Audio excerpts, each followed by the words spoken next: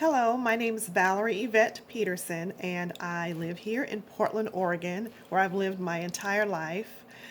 Um, Question number one was, how did I get involved with the book, A Poetry Brothel? I first attended the New York City Poetry Festival several years back and attended a few times and was just mesmerized by the craft, the artistry, and I found out about the brothel just through networking with people at the festival, and it was it was amazing to me because I felt that it allowed for free speech. It allowed the artists to be free, not just in who they are as a person, but also as an artist. And here in my hometown of Portland, Oregon, when it came to the arts, I had never seen anything like that before, and I was incredibly mesmerized and just wanting to be a part of that. And that's how it all started for me. Um, what inspires me to be part of the BIPOC committee? Um, my inspiration comes from being who I am, a black woman, and it also comes from what I do, which is a playwright, a writer, an author, a poet. Um, and having the opportunity to not just have a voice, but to be invited to share my voice and to know that my voice is encouraged and embraced and sought after. Those were all feelings that I first got when the call was given for this opportunity. Um, we need voices of color represented in the arts. There's no question about that. Um, and at the time, I thought back to the Harlem Renaissance. I thought back to the Black feminist movement, when those were times when Black and minority voices were struggling, not just through oppression, but to find their voice, finding reason even more so to share their voice, to share their talent. And we all, it's undeniable that artists from the Black Renaissance have helped to shape our musical culture as we know it today, whether it's blues, whether it's jazz, whether it's R&B, whether it's pop.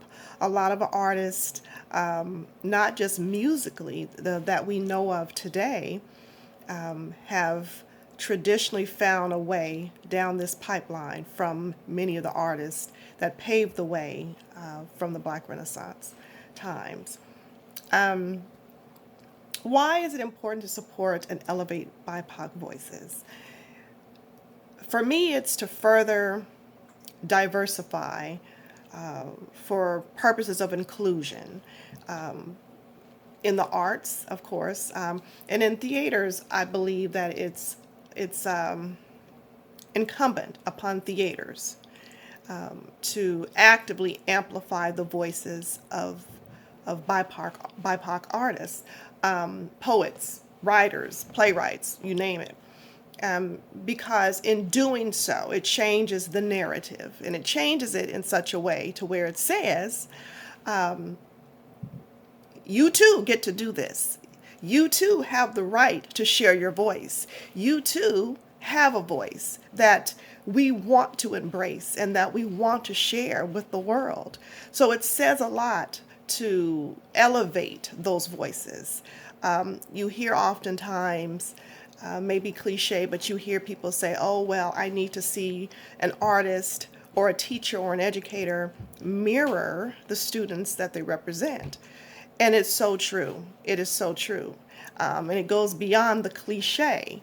When you see an artist, a BIPOC artist on the stage representing themselves and representing their culture, their people, by way of art, it does give others the sense of encouragement that they too can and have that right to be on stage, to share their voice. Because oftentimes it's not just for the audience, it's for themselves to be able to create or have that venue, to create and have that avenue to be able to self-express. Audre Lorde, one of my, I'm just amazed at Audre's work, Black feminist writer, and she always said that, if I get her quote correct, it's not the differences that divide us. It's the inability to recognize, the inability to accept or to celebrate those differences. What's my favorite aspect of Poetry Society of New York's programming? And I must say it is the brothel. And as I've stated before, the brothel is huge because it's, as I see it, it's a very clear venue for self-expression through the arts. And to me, what better way to be yourself while showcasing your talent, highlighting the people that you represent in whatever way that may be. And people love you, and people come out to support and embrace you, free from judgment, free from harassment, free from dictation. No one has to tell you what to say and what to do.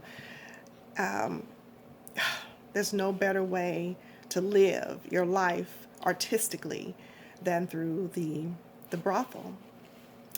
You can find me virtually everywhere on social media under my full name of Valerie Yvette Peterson. You can find me under that name under YouTube, Instagram, and Facebook.